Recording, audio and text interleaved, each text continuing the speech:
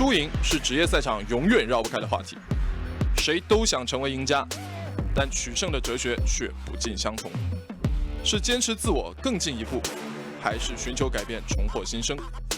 是昙花一现的意外，还是磨难之后的复苏？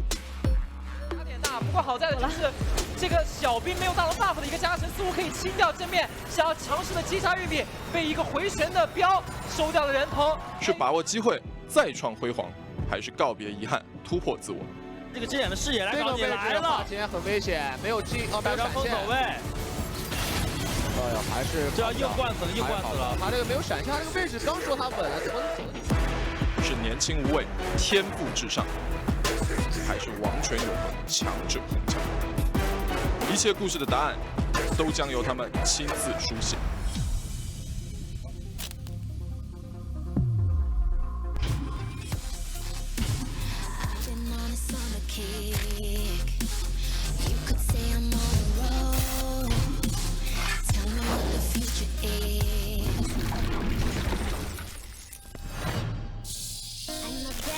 Yet to come. Like summer nights, rain. I'm gonna dance, tell you my name, and I'm free. You should do this here, top of my game. It is the faithful that shall be rewarded here in the LPL, and you, as our faithful viewers, have come to that point here today. Welcome back to the LPL English. And welcome to V5 and OMG as we once again find ourselves in OMG's home arena in Chengdu. That's our starting matchup. Coming up a little bit later is that match of the week. But first, OMG, of course. Hello and welcome back. My name's Jake Asterix Ozzy. I welcomed you back, Raz. My name's Asterix. I already introduced myself. And Raz, a big welcome back to you as well. Thank you. I mean, we've already had some incredible results coming forward. People got to see the almost match of the week with Invictus Gaming go up against Top Esports. And it delivered. It's changed everything in the standings. And now in the LPL in summer, I'm going, what is actually going to happen by the end? Because once again, we have that tight race. It's exciting because you would love to see your MSI representatives and world champions finally coming back. Now, with that being said, Rookie is still not playing. Forge is still the mid laner for the squad. Yes. Being taken from the Invictus Gaming Academy team. But what you can see are, you know, the Rift Rivals representatives, half of them doing okay. I already mentioned IG, but JD are looking pretty bad. Yeah, they're already really exactly below 50% in terms of win rate. And then you look towards the teams like Top Esports and FPX are doing quite well right now. And on that side note as well, remember that Top Esports were undefeated, so going into Rift Rivals, like, hey, yeah, they're probably going to be front runners, even with that same thought in mind. Now the only two undefeated teams, Raz, are the teams that we're going to see today after the Vici Gaming and V5, or V5 and OMG, excuse me. Yeah, and you know, V5 versus OMG is something we still need to get out of the way because it's near the end of week 4, and it still feels very harsh to be able to say, like, who's going to be our playoff teams. Where does OMG and Victory 5 really place? Because Victory 5 have still had some impressive performances if we're comparing them to Spring Split. Very interestingly, since they lost Jinnu, they lost a good majority of that team, actually. Right. And they brought in U Talent, and they're doing just as well. So, to me, that's exciting to be able to see. Maybe they go up against OMG. Some of the veteran players like Icon can still take it. That win against IG states so much for the V5 roster. That'll be coming up first, but before that, our match of the week. FPX and RNG coming up right afterwards. You need to see this, because I know right now you have Duumbi and Xiaohu's face right plastered in your eyes, but you look to the bottom side of the map, talking about Uzi, Ming, LWX, and Crisp. That bottom side of the map is so damn good to look at. Of course, the jungle matchup. Tian, who got 3rd place in the MVP voting, while Duumbi hogged that 1st place position. MVP of Spring Split coming out forward.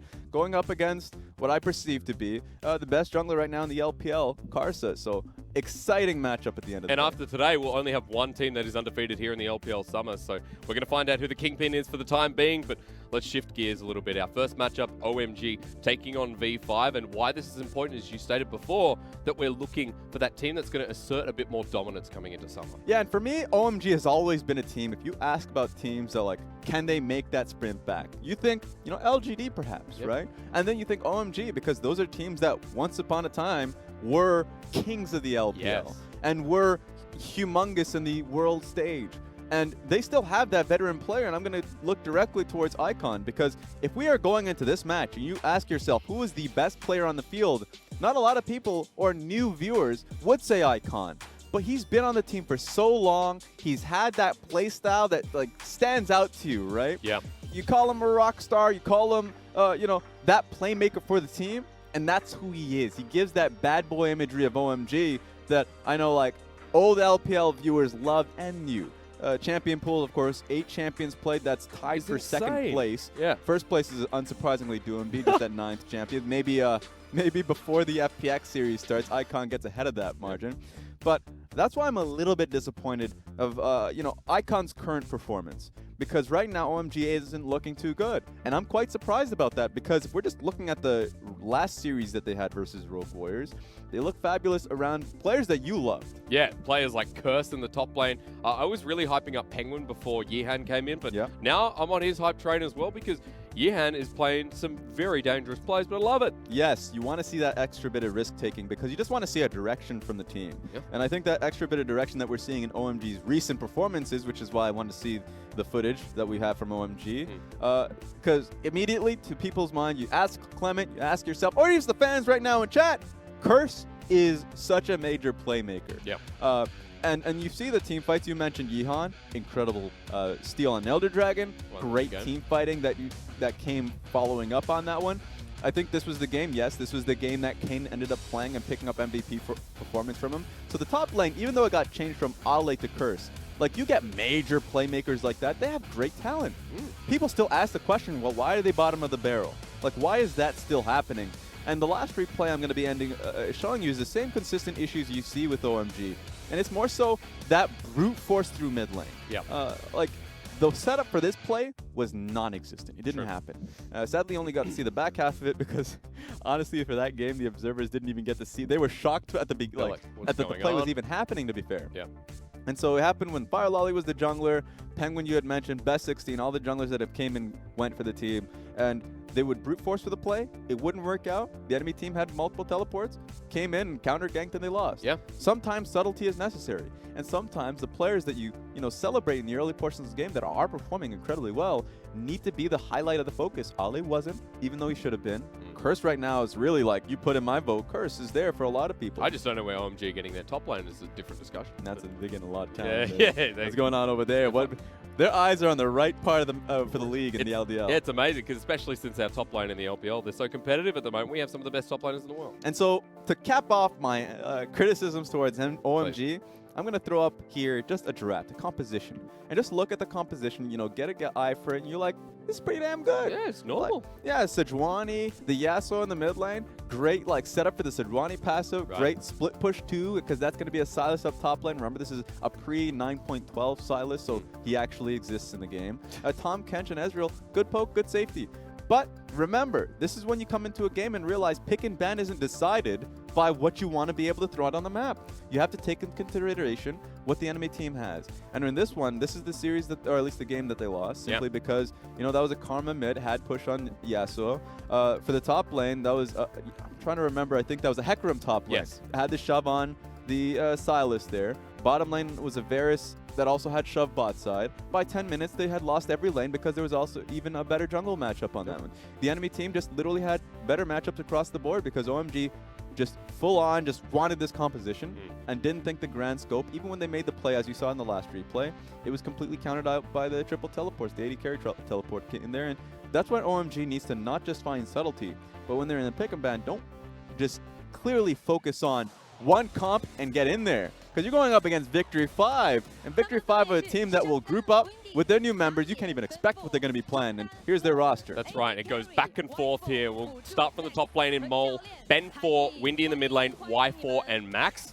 And we talk about that versatility. It is so hard to predict what V5 are going to do with their coach, Hudie. So one thing that's come to my concern, because you said it's going to be Windy in the mid lane, correct? I beg your pardon. Mole in the mid lane, Windy at the top side. That's the whole concern here, is that Victory 5 just literally switches their mid lane and top lane.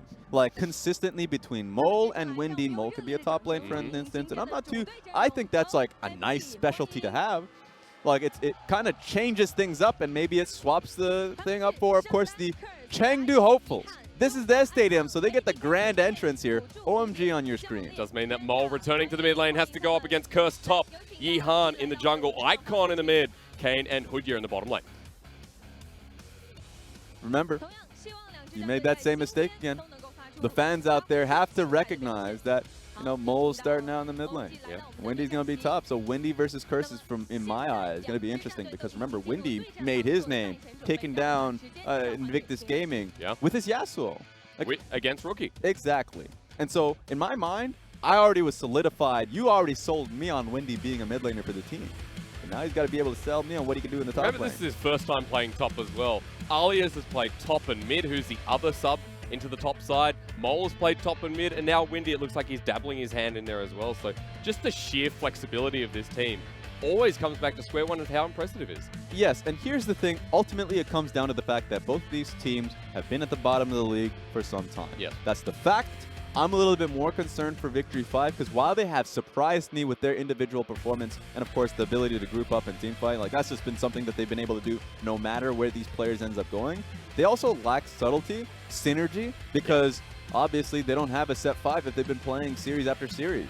If we're talking about best chances here, OMG has a good chance of being able to have those 2 series in a row, taking down Rogue Warriors in a 2-0, and now going up against Victory 5, where if you have your ducks in a row, I would say OMG should be able to take this. It's just so much unpredictability when it comes to Victory 5 on the field. Yes, especially since for both teams, we're looking generally at standings 2 apiece. It's not like OMG and V5 are struggling as much as teams like JDG or even Dominus right now. So this is the way gate to push yourself up and challenge for the potential playoff position, which at the moment for these teams has always been second guessed. Yeah, and at the end of the day, there is so much unknown. And I love the fact that, you know, Wendy and these players have fans already. You know, this is when you start guessing if that's their, like, family members or something. But, like, the fact that the fans are coming out, having those signs, for players that came in from the LDL, didn't have a solidified branding, comes in and they're able to perform where ultimately a lot of people would say, hey, guess what? Is there nervousness that comes into a situation like this? If you ask players like, let's say a good example, Fake God, comes in for 100 Thieves, congratulations for them being able to pick up that victory versus C9. Yep. But he always mentions, that, or at least in his interview, that he was nervous. That nervousness he was able to shake off. Yep. But it seems like Victory 5 came in, went up against the world champions, and didn't even feel like there was that bit of second guessing. It's always a different feeling when V5 coming in, and a lot of analysts, a lot of different casters, you know, I especially put them towards that 15th, 16th position. So coming into this split, they'll pin it to be one of the worst teams, and so far their performance has dictated otherwise. My preseason, or at least mid-season, I suppose, ranking had them at last place. Okay. Because you can't be a team that was being carried by Jinu and Korn, lose both talents, Yep. and then expect to continue on. And I felt like I had sent them down that river really early on. And there's a little bit of second guessing. I was like, maybe I wanted that. Maybe I shouldn't have thrown that watch into the river, right? Maybe that's something that I could have bet some on. I felt like what we got was a very surprising performance from Wendy. Now, I already mentioned this last time Victory 5 were on the field, but Mole is someone that isn't foreign to us. Mole and Ben 4, I'll put his name into the mix. Yep. Let's talk about Mole first. Go for it. Mole, when he was on BLG alongside Chieftain, that duo was just better. Yes. In fact, I was really on the fact that they should have kept Mole if Kuro wasn't coming. I remember you saying, yeah. Yes. When Kuro came in, I was like, there's not much you can do. Kuro is just that talent that you need to be able to sign. But Mole needed to be on an LPL team, and guess what? Guess he's here. So, like, that's not that a step down. And Ben 4 really matured. Mentioned the fact that, to me, he's that most improved player. It made V5 so much more interesting with Mole being the heart of it, but so far, Wendy stepped up to the plate as well. With that in mind, let's go into our first series. Let's go! Of V5 and OMG, both at 2 apiece, both looking to break that deadlock and get that big advantage where they're both lost to BLG and LGD, so this is a defining moment.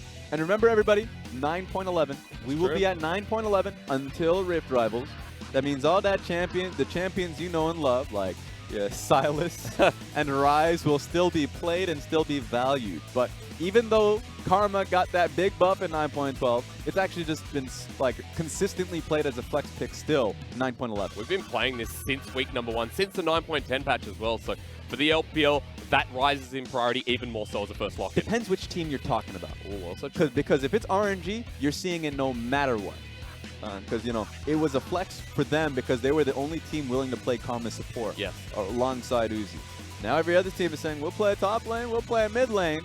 And it was paired up with Olaf so frequently damn good from OMG to be able to take that combination away. Yeah, look at what's been given up for OMG. Further to your point of Olaf, we've got a couple of flexes still on the board here, Raz. Aatrox needs to be picked here. I don't know what else to say. Actually surprised it hasn't Like- been. The Sivir? Yeah, exactly, right? I don't know why. Look, at the end of the day, it comes down to the solo laners being confident against it. In the LPL, we have Renekton. So Renekton has just been the flex pick for a lot of teams. Icon's that type of person to be like, give me anything, I'll roll with it. Yep. Just don't give me a support. Renekton Don't give me a support mid laner. Our most played top laner as well, though, Raz. So. And a mid laner that has seen a lot of focus. Yeah. So if there's an Aatrox being picked up, expect it to be dealt with that option. Also, people are still pretty happy picking a Kennen into it. When Renekton comes in, I keep saying Renekton, when an Aatrox finds himself into a team fight, that zoning tool the Ultimate provides gives his team some time to be able to deal with it. And some teams have been picking up, some Grievous Wound really early on to be able to deal with his Ultimate. Yep. That lifesteal and spell vamp is absolutely disgusting as another note. But for V5, we're still not looking at the Aatrox. It's the bottom lane with Yuumi getting picked up for Max. You have to pick up your support here. You don't want to get nailed down into a corner in the ban phase. I would say Nautilus. Ooh, but they're also thinking this is a good choice here from Victory 5 because now they can start banning supports. Yeah. Recognizing that OMG had two options: to pick up the Aatrox now and get that, buy one get one free type of deal. But then you now sell your support down that road. OMG has to lock this one in. I appreciate this. Okay, there we go. Still a flex with the carry potential of Curse on the top lane. The fact that Icon's been playing the Renekton mid, you can see the flexibility in the roster itself. Morgana and Nautilus, for me, are the champions I think are just going to be banned immediately by Victory 5. Because Morgana just makes it easier for you to deal with it. Morgana and the Sivir spell shield also just makes it so difficult for Yuumi to do her job. That's right. And it also just it provides consistent shoving into the matchup. The Azir ban I don't think is necessary, but I think they're more concerned about the setup into the Karma. So very likely Karma goes mid lane. Yep. Don't expect it to go top here.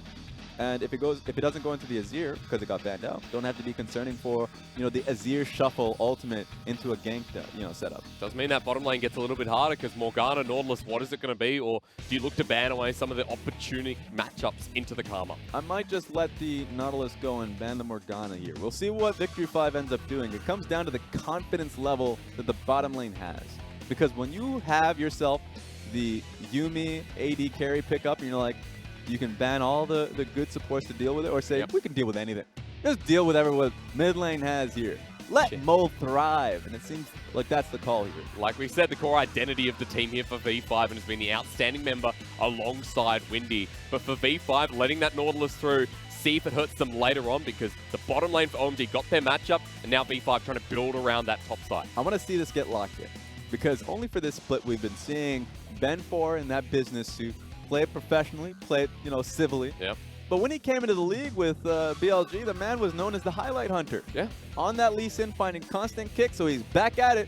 I love to see it. Oh, lock it in. Oh, how well would this synergize? The kick in the middle of fights, a lot of protection. The Yasuo can roam and feel free.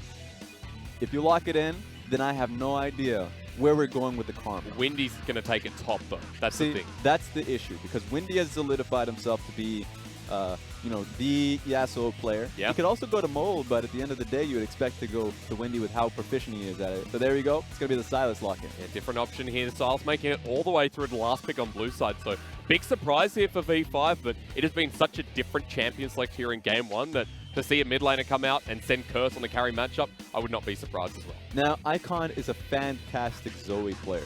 Even though we haven't seen that champion too frequently as of late, if you see Zoe and you see the opportunity to pick it, just go for it. Yep. Right now, that's a lot of poke just based off that champion alone, of course, with Sivir Q. And you don't even necessarily need the wave clear just because, once again, hitting on the fact that you have Sivir in your lineup is good points all around. They have a very strong, I want to make this clear, a very strong 2v2 through mid. Because Sleepy Trouble Bubble tagged up with Olaf is damn strong. Yep. Olaf does a great job going up against the Lee Sin, especially post 6. So we're going to have to see what we can get out of here in the 2v2 through mid lane, because even though we've seen some failures from OMG, they have been unrelenting in how much they focus through their 2v2 mid. And remember, for Karma, that 2-item spike is where we look at that 2-item defensive build, or potentially in this composition, we could see that nuke, that difference of the Karma mid. We'll have to see. I mean, the primary go-to has been the Athene's Unholy Grail into the Ardent Sensor. Yep. But you all saw it start with Xiaohu going with the Luden's Echo that you have mentioned. Morella Nomicon there too. Exactly. So it comes down to the preference. But if you look at this composition, double healing, shielding, all that good stuff with the Yuumi involved, I think the support Karma is something that I'm expecting here. Let's see, what was the matchup? The Zoe as well. So the magic resist that you would be able to get off of the Athene's Unholy Grail also lends a hand to that matchup. I'm excited to see the mid go head-to-head because in this matchup, expecting Mole to go to the top lane, it was a nice surprise for me when I saw that the rosters were Windy into the top side, Mole into mid, going into Icon. Because if Mole is part of the identity of this team, going into Icon is a great way to solidify that the win against IG wasn't a fluke, it wasn't a one-off, that this team is constantly on the rise. We'll have to see. You make those... Look, when it comes down to statements like that, you need to back it up with consistency. And right now, Victory 5 have been able to hit those highs that cannot tell the audience, showcase with their own style that they're a team that is inconsistent. We've seen teams in the LPL like LGD that have been able to hit that. Yep. This is the first step of being able to nail just that. This is the way to do it because these teams in the standings look head-to-head. They're sitting at the same 2-2 with the same losses to the same teams. The defining moment here to get above the pack for OMG and V5 starts in Chengdu in Game 1.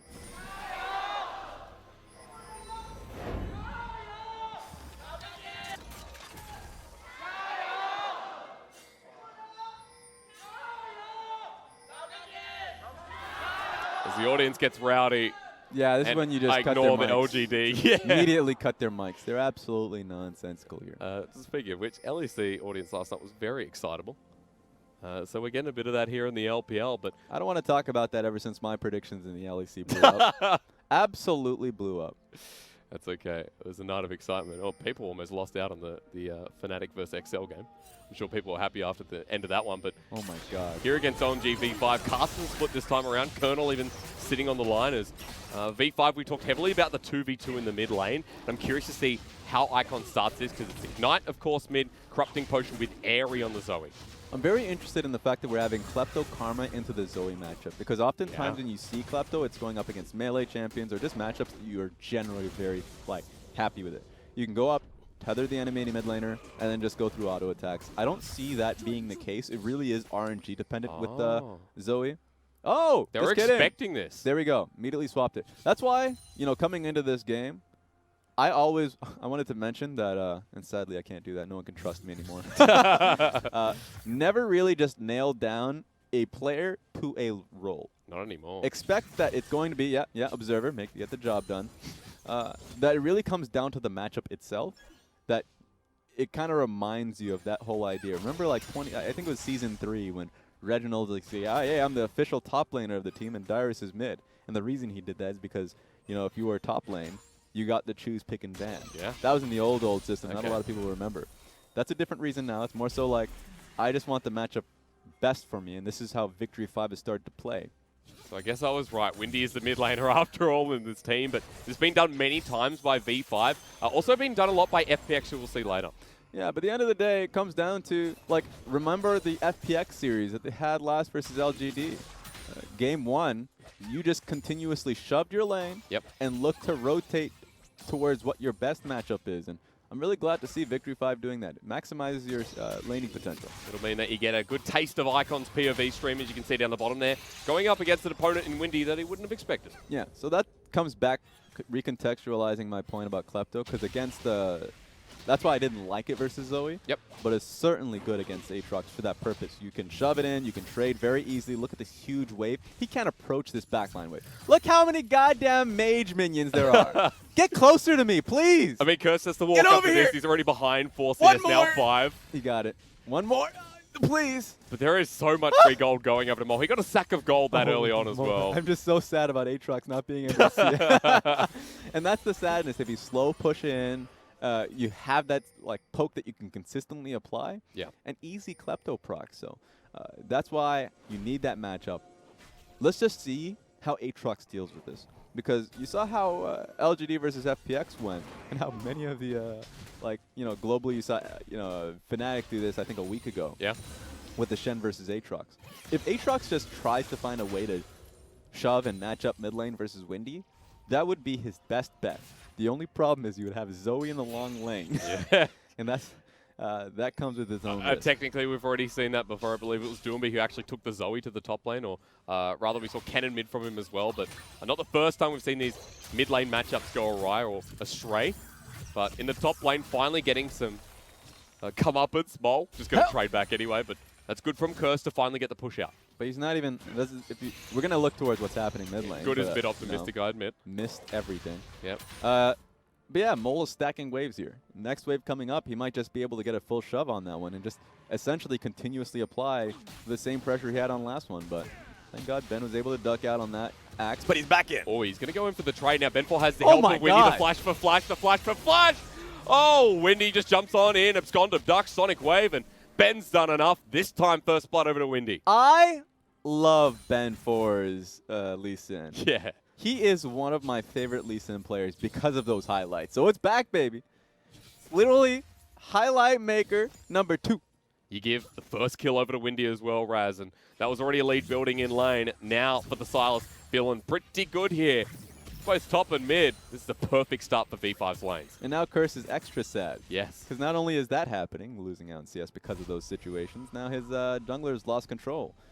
You know, I wanted to be able to see Olaf take control of the matchup, but obviously if he loses out in that first act, and then Red Smite on top of that, completely got outplayed in this 1v1. Obviously turned into a 2v2 with Windy coming in, but that's great communication, number 1, and number 2, just great execution. Really aggressive from Yeehan. Mid laner and Icon had backed away and wanted to continue with some of that deeper vision. We know Olaf, how bruiser he can be in that 1v1. But you're seeing him fall behind already. So Yeehan trying to get back into this game. Look towards the bottom side, which is at a stalemate. All right, might want to get something done here. It's going to be difficult whenever you're dealing with a Xayah Yuumi lane. Sure, she's not 6 yet, but Yuumi can just give you that speed boost that you've been wanting. Ooh, Curse is level 6, by the way, Raz. So I'm not too concerned about that. He's dealing with a Sheen on the Karma. Ooh, so we look an Iceborne Gauntlet here. Yep. So that's what you expect. You would love. Yep. And some absolutely despise if you're going up against his Karma. And that's the shit he has to deal with. I mean, pardon my French, good luck. Well, it's going to begin here. Level 6 on the Karma. You're going to find yourself a big kaboom in a second. Mole lands a tether down, gets pulled back in. Curse won't be able to follow up, but still getting the trades back and forth while Karma keeps stacking Klepto. And he has biscuits too, unsurprisingly. So just a lot he can heal through. Yeah. Not only through his ult W, but here comes a teleport just to support the play. I think they're feeling concerned about, especially the control ward inside of the pit. They don't want to auto attack it. They lose a lot after that. Victory 5 see that extra bit of precaution and don't even want to touch it. Ben4 is walking down while he leaves mid lane on an island. Good for Windy here as he jumps back in. Icon now on his own as portal jump's been picked up by the Sylas, but you're not too threatened by that while OMG pick up the Mountain Drake. Yeah, I love the Zoe just because of that. When the Sylas got picked in the draft, he saw the Sivir ultimate, Nautilus ultimate, Olaf ultimate is even good too. Even Aatrox. So exactly. If you can get that reset, you stay up alive a lot longer. There's so much I think he picked the jackpot when he picked up the Sylas. And then so Icon, I was like, all right, give me the Zoe, not only because I'm great at the champion, because we need to actually give him an ultimate that's not that good. Yeah. If you've seen a Sylas portal jump as well, it's not that exciting. You just kind of whack him once. You're going to see it in a moment anyways. Windy's been able to find the shove here. That ultimate's still in hand. Well, he can start moving around the map with Ben4. At least you can portal jump towards this red buff who's decided to slide. I don't want to hear that. Ben4 is going to start picking this one away now. Yeehan's coming down. So is Curse, but I think they're a bit too late. Yeah, great timing. I mean, Zoe had to pick up the wave. And that's always just going to be your 1-2. When top lane wave is building up like that, you lose a lot if you make the call. Curse going to get 2v1 though as the kick comes through. They're trying to get the reset on the Mole. Great flash away by V5 top laner. But Ben4 blocked away by the minions as Mole secures the kill. Ben4 gets low, but Yeehan, again, not here in time. That was too close for my liking. Final chapter in the bottom lane. Kane is going to dodge away from the spell. They go in for the flash. Y4 finds it, roots him down, and Kane drops as well as Hudie now next on the menu. But Y4 and Max have picked up enough. Another kill, making a 3-0 start for V5. How insufferable was that? Spell shield, flashes away. Then you even had the damn Xayah ulting just to be able to get you. So I think you just lose no matter what. At least they expended a lot of resources in that name, but a lot of pressure now mounting here for Y4. It's the third lane doing well here for V5. Now in the mid lane, granted, There is a CS advantage for Icon, but that kill just evens out the margin, while OMG trying to find these small pockets of windows here, which don't seem to be working. Icon now, it's up to him. Sleepy Troll Bubble doesn't land. Y4 and Max going to be a riptide, launch the ultimate on top of him as well. Y4 going to get ignited, but survives. That exhaust was unnecessary. Your AD carry was completely fine, and you had full HP.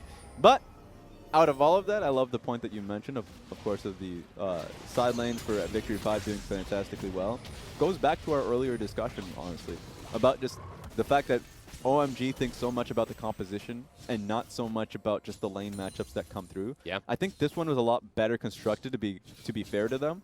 Because if you say, oh, you know, you have an Aatrox, but you're going to have a bad matchup, then a lot of people are going to be like, okay, just give me the Aatrox. I need that champion no matter what I'm going into. Yeah. And then they saw themselves the Sivir and Nautilus, which is just great utility and wave clear. And at this point, they are willing to have pushed in side lanes to have great utility and just damage throughout the team fights. At least they have a Zoe here to have that good laning phase. I'm just concerned for a team that isn't clean. You know, a team that doesn't have the fundamentals locked down, that so consistently they're willing to give up the early game. Because you look at a composition like this for any other team and you say, well, okay, there's so many windows you can play through. You know how the Sivir gets late game and you know what Curse can do on the Aatrox, but here with such an early disadvantage and a 2k gold disadvantage at that as well, for OMG, getting into that mid game is going to be more difficult than we would have expected from the Olaf from the Zoe.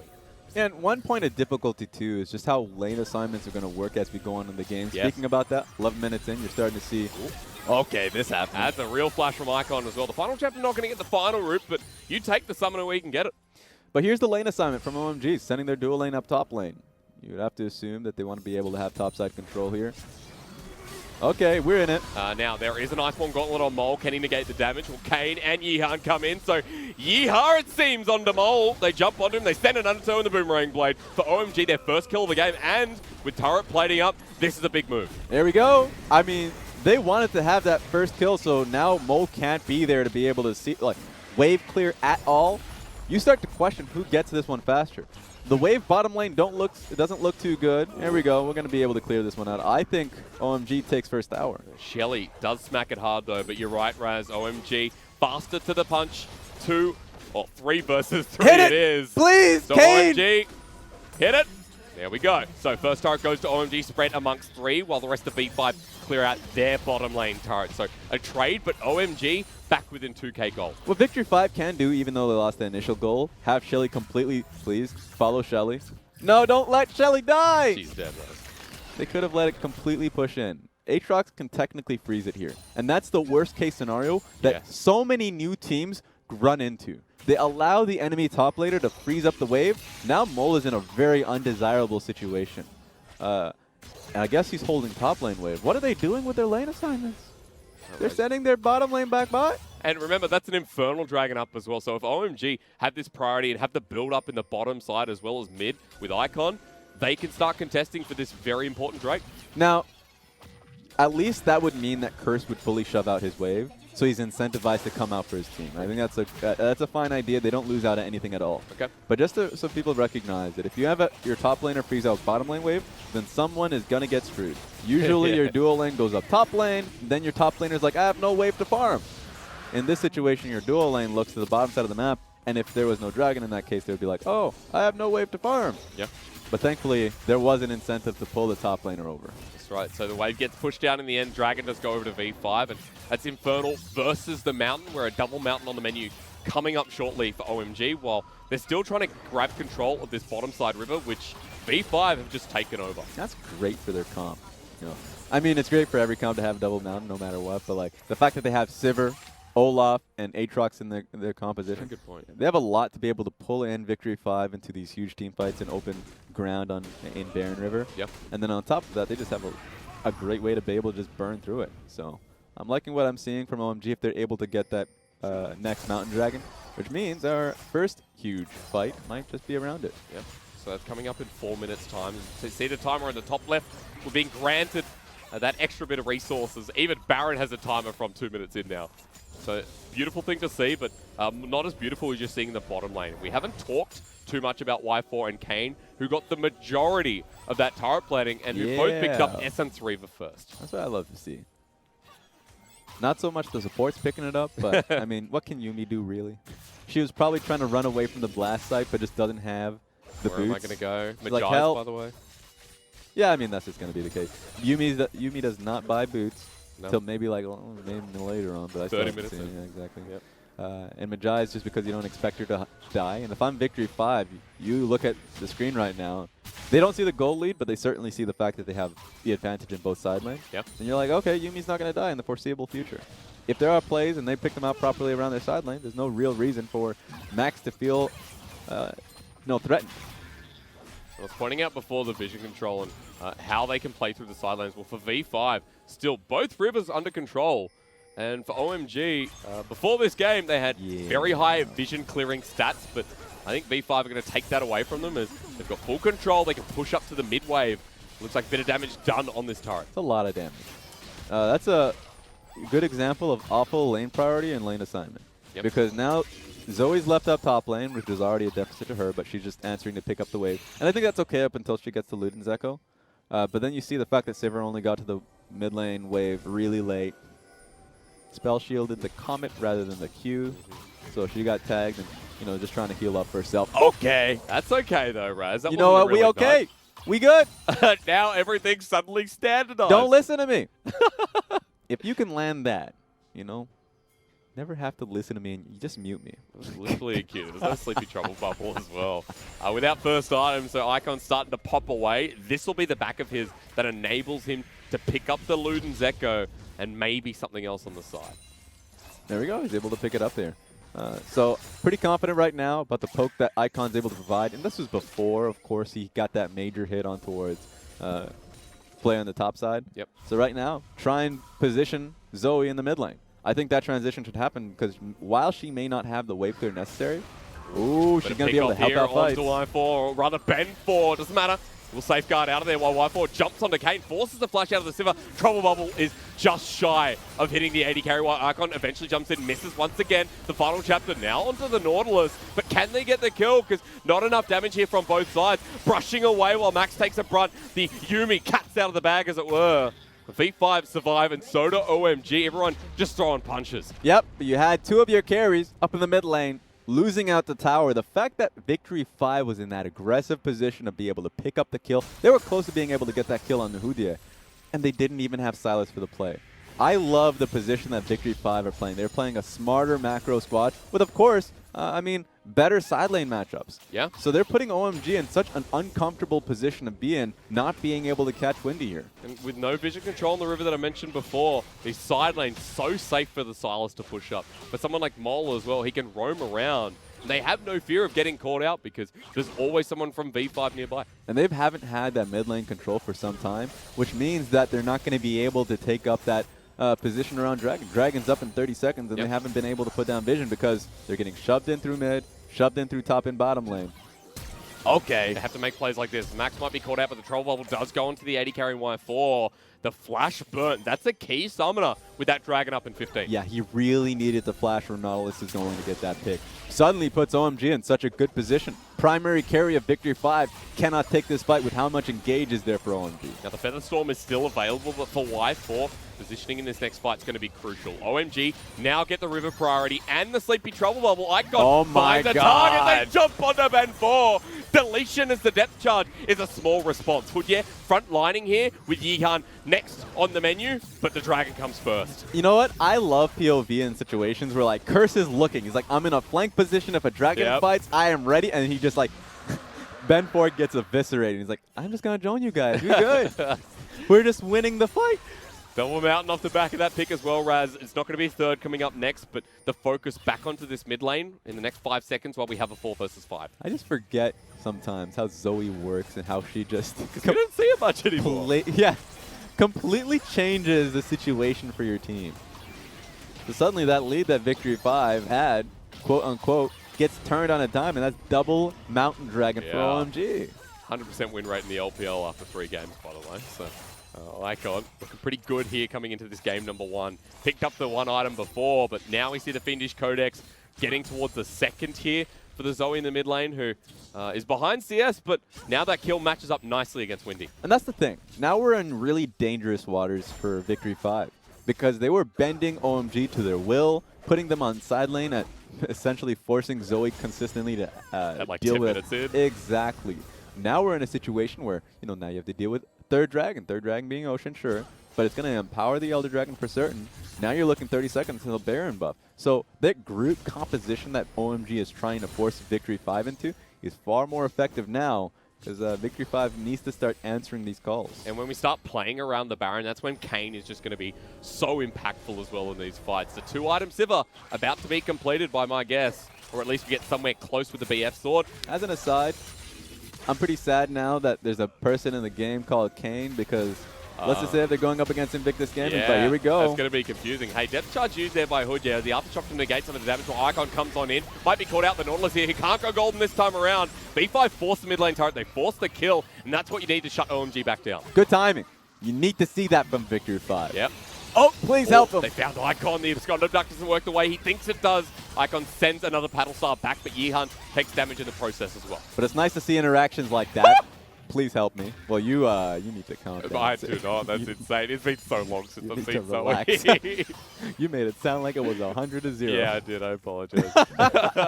You started the hell out of me. Yeah, expecting some big things. So I'll tone it down a little because Icon does take a chunk out of Windy. That may have negated them pushing up and testing the limits around the Baron. B5 do eventually pull off it while Curse continues to push the bottom side with full vision. Kind of reminds me, you know, you want to see a squeamish person playing against the Zoe. Yes. We need to see that kind of a content, you know. It doesn't mean they don't have to play a damn game of League of Legends. They just need to get hit by Zoe Q. It's what I would love to see. Yeah, me too. I'm actually going to wait to see this 1v1 though, because remember Windy, Aatrox ult doesn't give him Revitalize, or rather the, what do we call it? Revive. That's it. Thank you so much, Raz. It's Ben 4. Might almost be caught out, but Curse doesn't take the 1v1 in the bottom lane. He instead gets the turret, so another small win for OMG. The wave clear is coming through from Kane now. So Kane's at a really comfortable position, doesn't have his Infinity Edge yet, which is something that I was about to, you know, I'll critique later because apparently he's getting jumped on. Ooh, Kane's going to be caught out here. Oh, on the Hudie Prowl. That's a big hit there from Y4 as the 2 items. OMG now running for their life as Catbook comes out once again. Windy will sit on him, or rather the other way around, and B5 used a lot of ultimates to try and get that pick. But you know what? They got the full clear through mid, and on top of that, they know Kane is going back to base. Yeah. They're just going to try and force the situation. They might look to pick up a fight rather than burn Baron down for the sake of it. Because they don't do Baron that quickly at the moment. OMG have reinvigorated their front lines and are sending in the cavalry. Y4 takes himself a trouble bubble. Icon jumps in. That's a little bit more wooish, Raz, as Windy jumps on. Icon's out of the game. Now for Windy, frontlining with Yeehan. He jumps onto Hudie, who still isn't dead, but a 2-man kick onto the back line as Curse now joins the battle, but he's locked down as well. And V5 are just taken every which way. Because they can kite right back. Y4 and Max, not just with the final chapter, but just the feathers just being completely strewn across the field. So difficult to pick the fight. You even saw the frustration there from Yeehan. They're going to try again. But the thing is here, OMG have low health bars, but V5s are lower. Max needs to heal up, or Kane needs to come in, but he picks a turret over the Baron. They're going to challenge it. Look at how low they are around this. Don't think they can do this without having to force that fight. Mole has the shielding, 2,500 Raz. OMG jumping in, Yeehan wants to go and he gets it. OMG still the Baron, and V5 took the 50-50. It did not work out. I think this is 2 major objectives in a row that Yeehan just completely stole away from the enemy. Yes! The Elder Dragon that happened last time they played up against Rogue Warriors, and then that. How does it happen? We're going to see in a short moment. But all I care about is the fact that OMG is still in this game after this long play. I'm telling you, Baron has a new son right now, and Yeehan is coming out as that man. That adopted son. Because he's looking really good. I'm just talking about this fight. You saw him just recognizing he could dive straight through. I called it frustration, but he found that opportunity. Almost got Ben 4 as well. But still, so hard to dive through this composition. But easy to poke down around Baron. Just walked in. Don't you love to see it happen? Thank you. Especially when it's Olaf and you're like, well, he doesn't have flash. There's no way he's going to jump. Oh, he just needed to do that. Yeah. He just needed a sprint. And off the back of that play, OMG, I said they were back in the game. Gold is now even OMG at 24 minutes in, they pick up an Ocean Dragon as well. They reset to pick up the next Infernal as a potential. Although V5 still have the push. Now for OMG, they're hitting those 2 item spikes in a game where time is their friend. Look, at the end of the day, if this game was to be decided by like a Facebook status or something, it's definitely complicated. You get into a situation where team fights, I'm pretty confident with how Victory 5 can play them out. They've been doing a pretty damn good job so far when they pick the smart fights. Yep. That Baron buff for me wasn't that smart with how much poke can come through. And they're trying to set themselves up with another. This will fix V5 right where it belongs. Yihun gets caught out though. Ragnarok immediately. He gets burnt down as the depth charges onto the AD carry. Hudie now at the front lines, but no one else at OMG are here. They're just going to leave the Nautilus. And V5, it pays off once again. OMG just walked to them. You kind of had to expect that. If you're OMG, you want to be able to at least string them around in the top lane, but they completely ignored top lane wave, bottom lane wave, said let's group up, even though we're getting out team fought. Then they have 2 Baron buffs left. Onto Kane, onto Icon, while Curse tries to defend with the rest of the team. And Icon losing some of his brunt force here with the Banshee's Veil, but V5 still on the push here against the Baron buff minions. And they're working on the bottom lane wave too, it seems. We're getting into a situation where Victory 5 are going to get a fight. But when does it start? These Sleepy Trouble Bubbles landing, slowing down the play for V5. At least Icon, you know, we challenged before the game started if he can be the best player on the map as he's been in the past. Yep. And honestly, it seems like in this game, he has been. He has been the player that you have to get past. With OMG falling behind earlier on, still is. His Sleepy Trouble Bubbles have defined how this team has been able to come right back. So, of course, the pick onto a flashless Olaf is easy. Nautilus, you have no chance of getting away, especially with the Aftershock being expended on that one. Yep. And from that point forward, like grouping up when you know the enemy team has Baron buff and will have that shove, the enemy team should recognize that.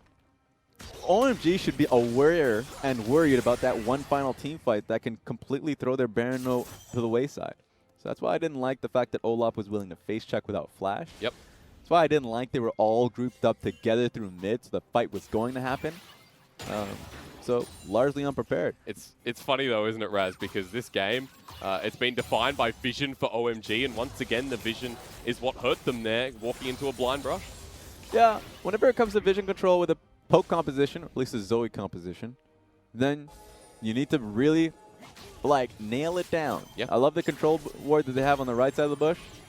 Sure, they don't have position right now, but eventually, if that doesn't get cleared out, they can get some great Sleepy Trouble Bubbles alongside that. So here comes the push from Victory 5.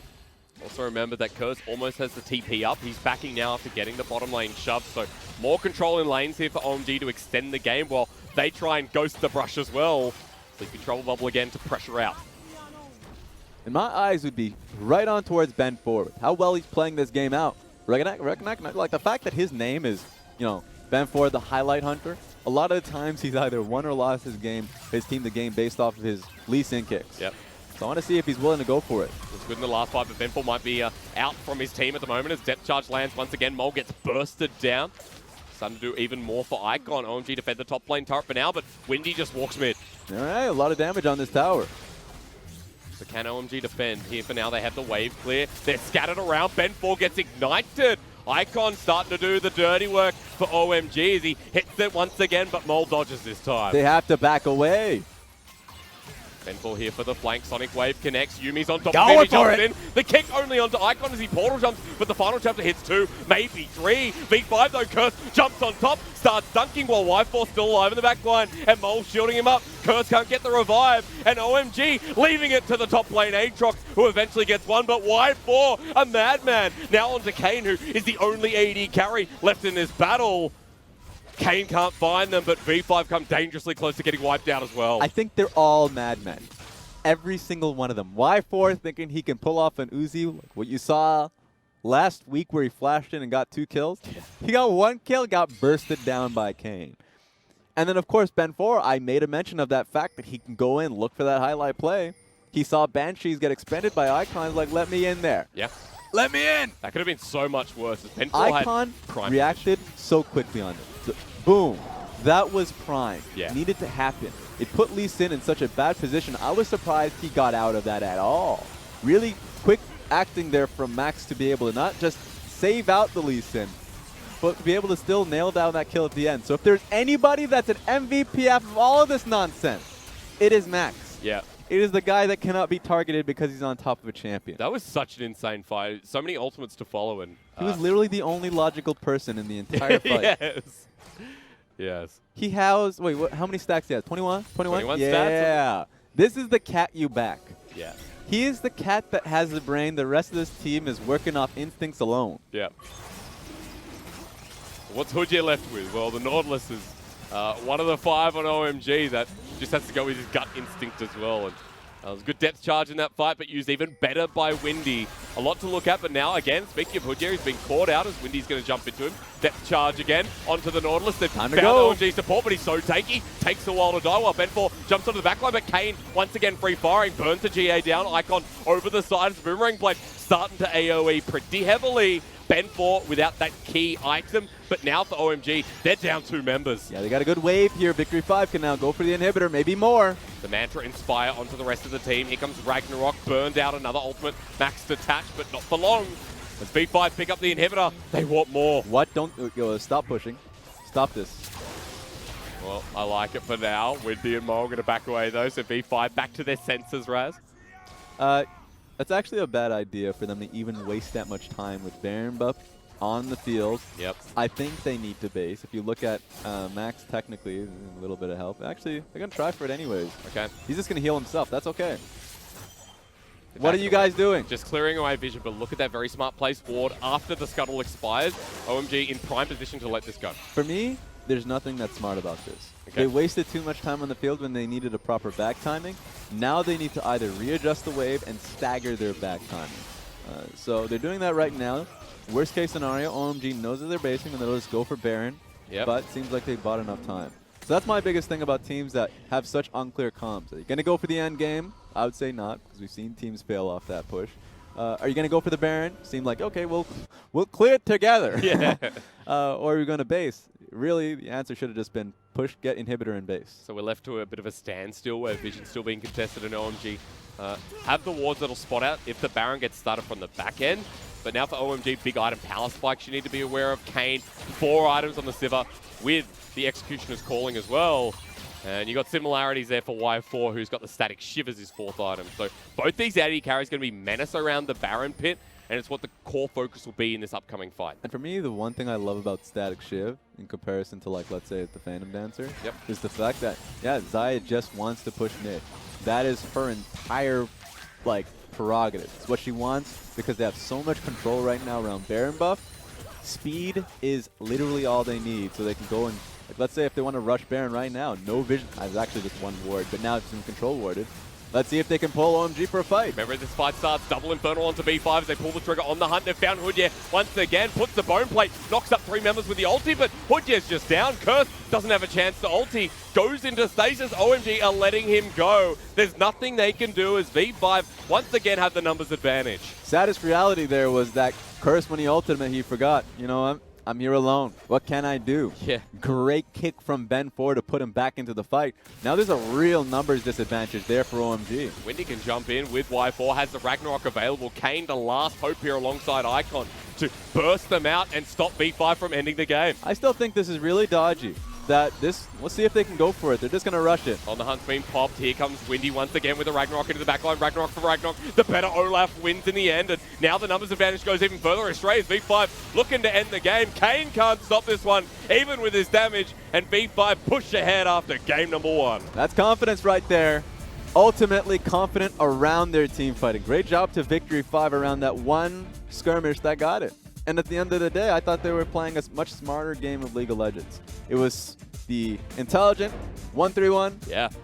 And then when they got poked out multiple times because Icon played that game so damn well, they had to readjust. And that, for me, that creativity, recognizing that OMG will group up through mid and just be able to pick the fight they needed before Baron buff was even a factor. You can see that 1 dip, that was Baron. Yeah. And then it sprung right back up. That was the team fight that resulted after Baron. Because there wasn't a part in that game where you thought OMG had firm grasp. It was always the comeback. It was always the steals away from V5, but V5 never really let that go. And this is a game that gives me a boost in confidence to Victory 5 as a squad. Yes. That changes my initial expectation of them being like the last place team to maybe they really are a playoff team. Like, you have to get behind what these players are showing you. And for me, there is no ego here. Yep. There is no, I want to be the mid laner. It's more so, what's the game plan? I'm going to follow it to the T. And that's what they're doing. A lot of times, let's say if execution doesn't fall correctly, that's okay. They still have utmost confidence in Ben 4's highlight plays that he can go forward. And that if he makes a mistake, there isn't some consistent scrutiny that he had, let's say, when he was on BLG. It's no longer there. And on top of that, you know, whenever they fail, they just get right back up.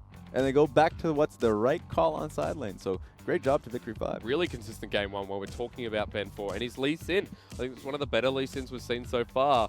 Not that we see many in the LPL for summer, but alongside Mole and Windy, who it comes back to that point of versatility between top and mid.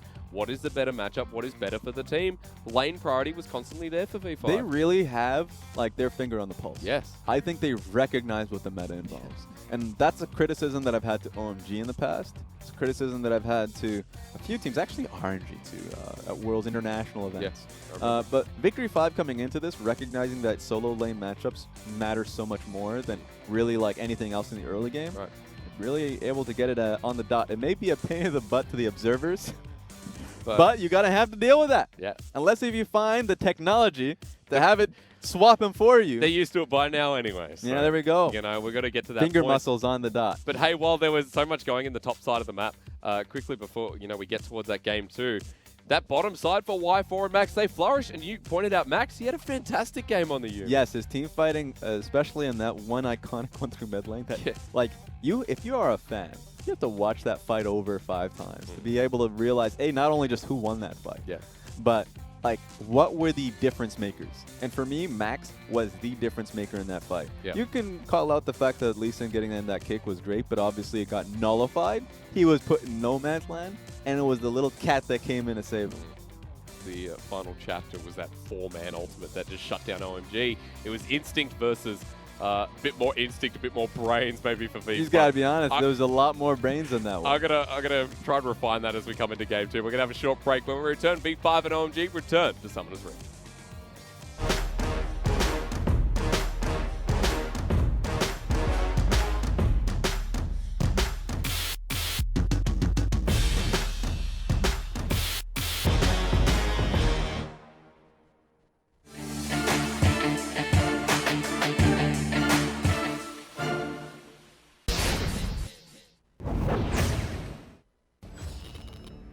这里是下来的牙膏塞拉斯想留人，因为这波没有，还没等一下，闪现拉到了，给尼寇大，我就漂亮，这一波牙膏太完美了太 carry 了。尼寇配合猫咪的大完美控制。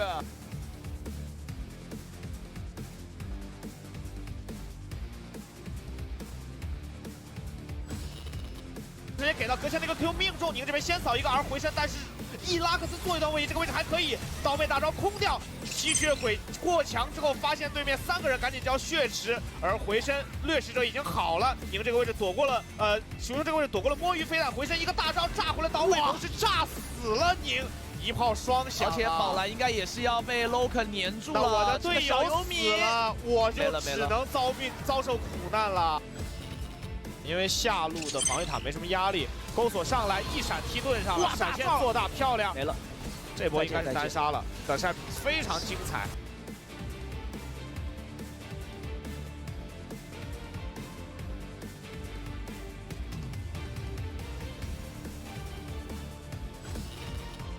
涛博这个指挥也是做的非常的果断，宁落后了，但是位置是被抓到。有踢，来看一下正面，偷一个吸血鬼大招，宁的甩狙被护盾挡掉。LPL 这个时候没有护盾，宁再进场，我们观察一下 LPL 的位置 ，LPL 的位置还可以绕到了侧面，而且等下逆身不再跟进场，39进场之后自己的血量非常的低 ，LPL 还在输出 ，LPL 在这个口子里输出先倒 ，LPL 这边还活着，但希维尔一个人没法解决那么多的残血吧 ？LPL 一个人还可以继续作战吗？护盾又挡了一个技能，但是这个人已经飞进来拿下了这个人头。